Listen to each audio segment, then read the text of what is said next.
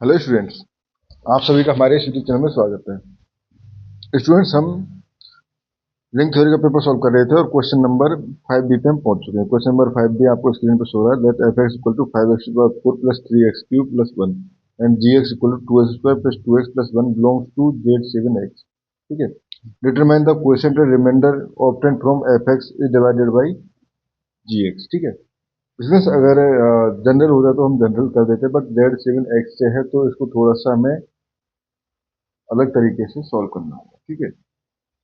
तो देखो, हमारे पास गिवन है f(x) equal to 5x to the power 4 plus 3x cube plus 1। ठीक है।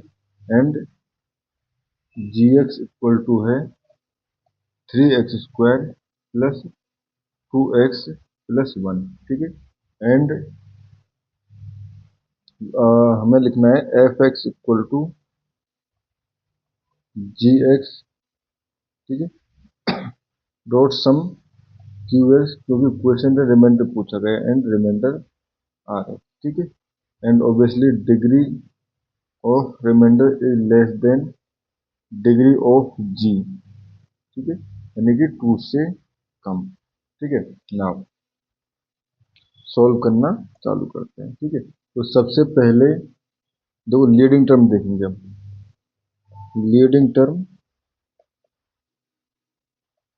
Of f(x) equal to 5 and leading term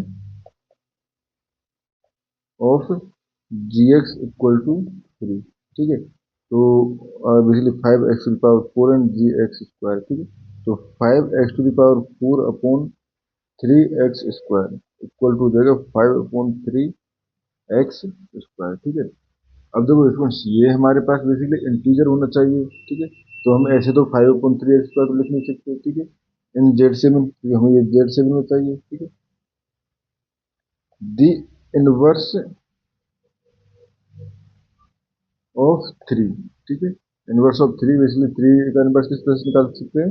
3 cube on गुणन टू 1 मोड 7। ठीक है स्टूडेंट्स। अब देखो, इनवर्स अगर आपको नहीं पता है निकालना कि किस तरह से निकालना है, तो आप एक काम करिए, आप निकालिए जीसीडी ऑफ 3 एंड 7। ठीक है। तो ये हो जाएगा 7 को लिख सकता हूँ मैं यहाँ पे 3 इंटू 2 प्लस 1। ठीक है। 3 इंटू 2 प्लस 1। ठीक है। तो यहाँ से 1 इक्वल टू 7। ठीक है। Minus 2 into 3। ठीक है। 7 माइनस 2 इंटू 3। तो ये आ जाएगा आपका Q इक्वल टू, ठीक है, Q इक्वल टू इसलिए 3 इनवर्स मोड 7। ठीक है।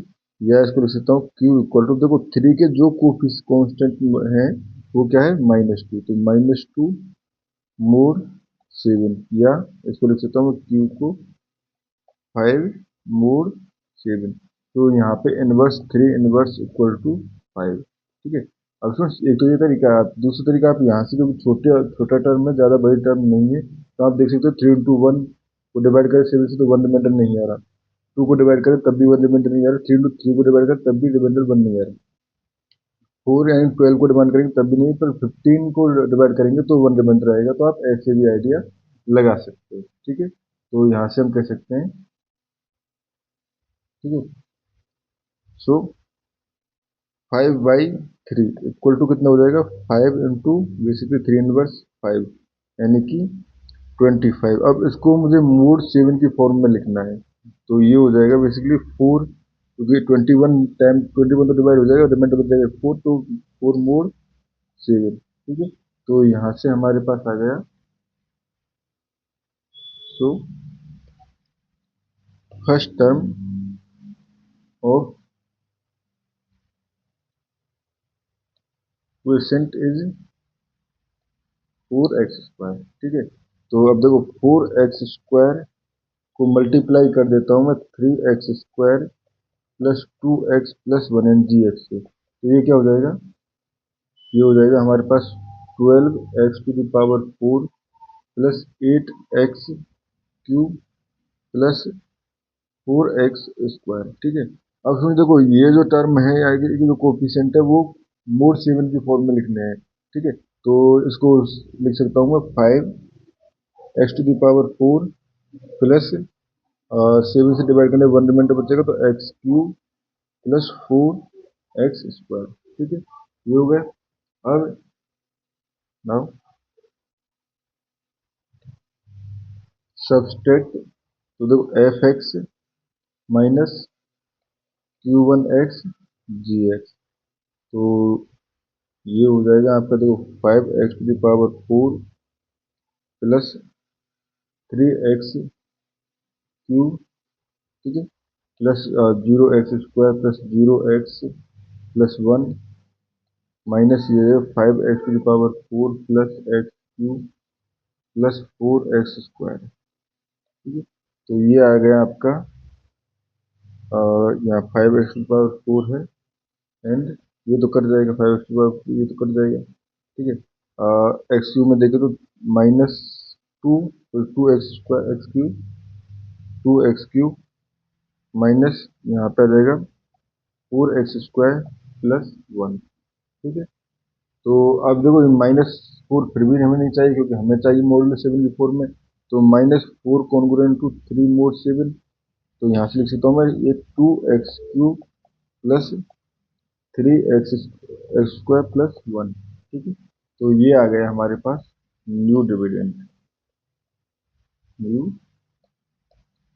डिविडेंड। ठीक है, अब फिर से ठीक है, नाउ लीडिंग टर्म्स, तो एक तो हमारे पास 2x³ थी। ठीक है, and leading term of g basically इसकी लीडिंग टर्म जो है इसकी न्यू लीडिंग टर्म तो ये है। ठीक है, एंड लीडिंग टर्म ऑफ जो g था जिसके डिवाइड कर रहे थे वो था 3x², तो ये हो जाएगा हमारे पास 2x³ upon 3x² equal to 2/3x। ठीक है, तो ये फिर से 2.3 इनवर्स, 3 इनवर्स पहले ही निकाल चुके हैं जो कि 5 था, तो 2.5 इक्वल टू बेसिकली 10, और 10 को अगर 7 से डिवाइड करें तो 3। ठीक है, ये आ जाएगा। ठीक है, तो सो क्वेश्चन फॉर्म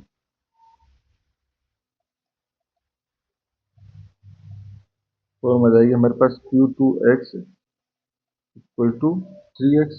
ठीक है, तो अब फिर से मल्टीप्लाई कर दें इसको, तो 3x² प्लस 2x प्लस 1, तो इसको जब आप सॉल्व करोगे तो आ जाएगा 9x³ प्लस 6x² प्लस 3।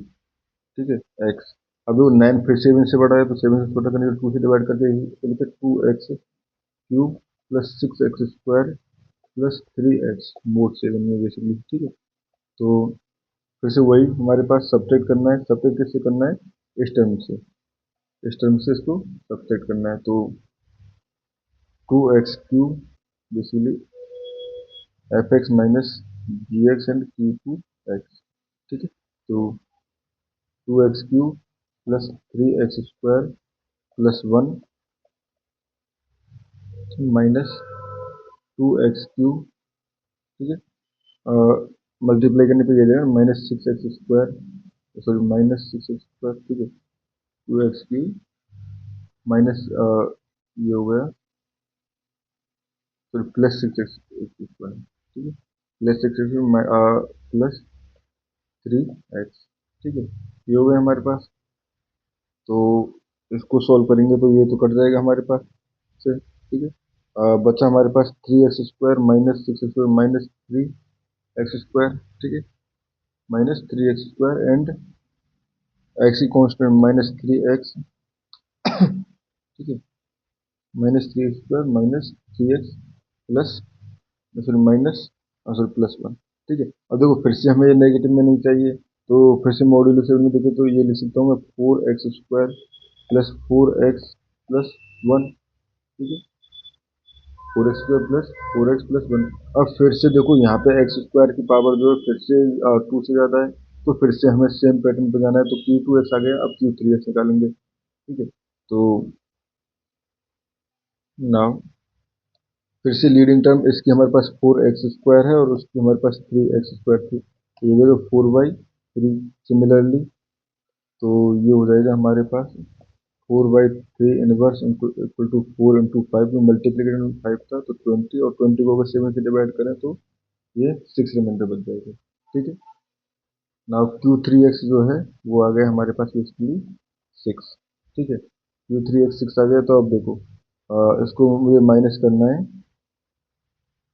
यहाँ से 4x² plus 4x plus 1 minus 6 into अपना जो dx था, यानी कि 3x² प्लस 2x प्लस 1 तो इसको जब सॉल्व करेंगे तो ये हो जाएगा हमारे पास 4x², ठीक है, प्लस 4x प्लस 1, और ये हो जाएगा 18, और 18 को बेसिकली मैं क्या लिख सकता हूँ 4, क्योंकि 18 को डिवाइड करें तो 4 लिख सकते, तो ये -4x², और ये हो जाएगा माइनस, ये हो जाएगा हमारे पास, इसको मैं अभी एज इट इज लिख रहा हूँ 12x प्लस 1, तो ये कट जाएगा हमारे पास, ठीक है।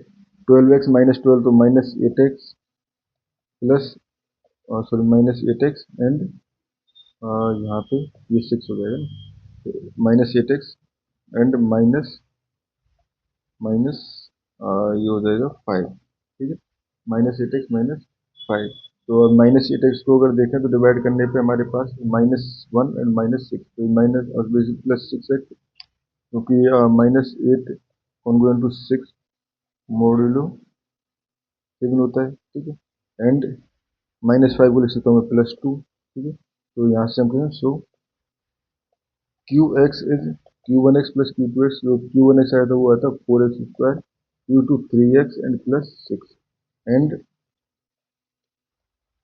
Rx इक्वल टू, क्योंकि अब रिमाइंडर पावर जो है वो x² से कम है, तो Rx इक्वल टू ये 6x प्लस 2, ये आपका सॉल्यूशन हो गया, ठीक है। इस क्वेश्चन में हमें इतना ही करना था, थैंक यू।